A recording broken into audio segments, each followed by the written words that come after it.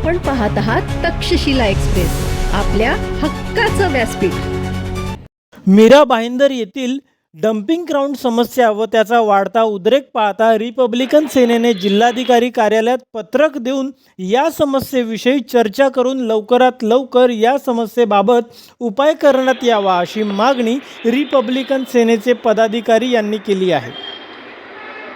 यावेळी रिपब्लिकन सेनेचे आबासाहेब चासकर, विनायक कांबळे, मंगेश विश्वासराव, शैलेश पवार, उत्तम शिंगारे, प्रवीण मिरके, राम गायकवाड, राहुल कांबळे, भगवान आदमाने, भरत चिकटे, मोहन शिंदे व इतर पदाधिकारी उपस्थित होते.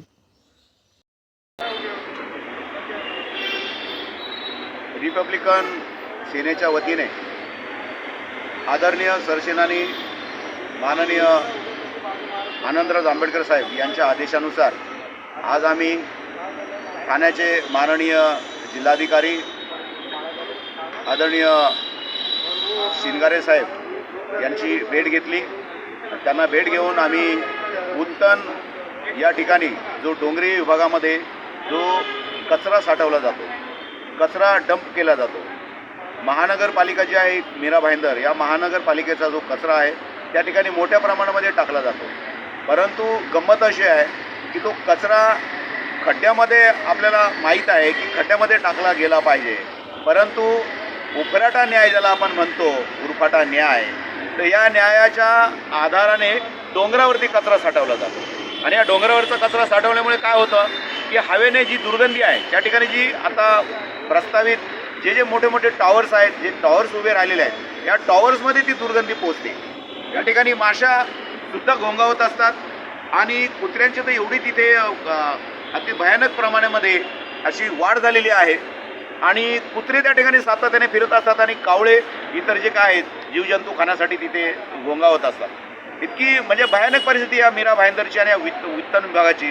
जर उत्तन विभागाची ऐतिहासिक भूमिका जर आपण पाहिली तर त्या ठिकाणी अतिशय असा चांगला सुसज्ज असा डोंगर, चांगली किनारपट्टी आहे, समुद्र किनारा आहे, सुसटाने येणारा वारा आहे.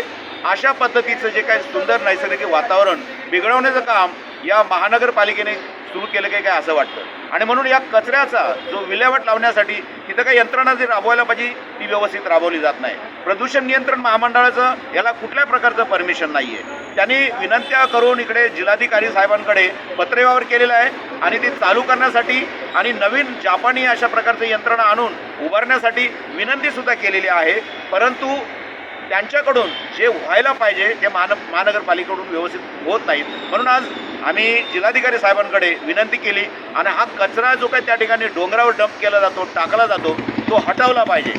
त्याची कुठल्याही प्रकारची फवारणी होत नाही, औषधी फवारणी होत नाही, त्यावर माती टाकली जात नाही आणि जी काही रिसायकलिंग ज्याला आपण म्हणतो ते व्हायला पाहिजे ते सुद्धा अद्ययावत यंत्रणा त्या ठिकाणी राबवल्या जात नाही. आणि दुर्गंधी एवढी पसरलेली आहे की मला वाटतं भाईंदरमध्ये राहणारे लोकसुद्धा त्या ठिकाणी कंटाळलेले आहेत आणि भाईंदर काय मीरा रोडपर्यंत त्याची दुर्गंधी आज सुरू झालेली आहे. आणि म्हणून एक याचा नावलौकिक मला वाटतं या महानगरपालिकेमध्ये दुर्गंधी म्हणून असा होण्याची शक्यता आहे. म्हणून आम्ही साहेबांना विनंती केली तिथला जो काही डंप करण्याचा जो काही प्रकार आहे, जे काही तिथं कचरा टाकला जातो तो तिथं थांबवला पाहिजे किंवा त्याचं डिव्हिजन पाडलं पाहिजे, ठिकठिकाणी त्याच्या कचरा टाकण्यासाठी व्यवस्था केली पाहिजे अशी आम्ही साहेबांना विनंती केलेली आहे आणि आज त्यांना आम्ही निवेदन दिलेलं आहे. धन्यवाद.